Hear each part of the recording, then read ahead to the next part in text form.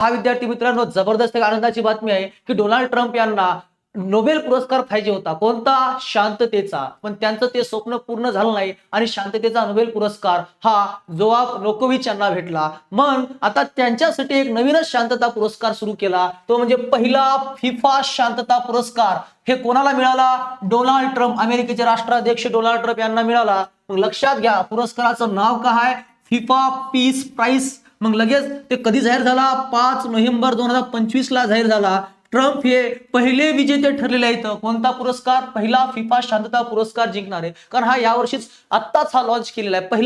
पहिला फिफा पुरस्कार, शांतता पुरस्कार लॉन्च केलेला आहे. वितरणाची तारीख 5 डिसेंबर 2025. मग वितरण कधी होणार? वितरण 2026 फिफा वर्ल्ड कप च्या ग्रुप ड्रॉ सेरेमनी दरम्यानच वितरण होणार आहे अमेरिकेला.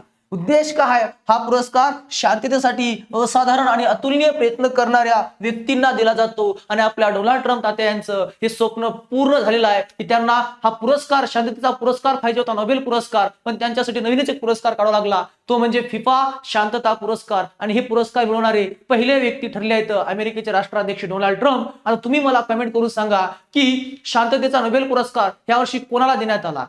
मग आपल्या परीक्षेला प्रश्न विचारला जाऊ शकतो की पहिला फिफा शांतता पुरस्कार हा खालीपैकी कोणाला देण्यात आला? आपल्या प्रश्नाचं उत्तर आहे डोनाल्ड ट्रम्प. डोनाल्ड ट्रम्प यांना देण्यात आला पहिला शांतता पुरस्कार. चला भेटू पुढच्या प्रश्नासोबत. तोपर्यंत खूप खूप धन्यवाद.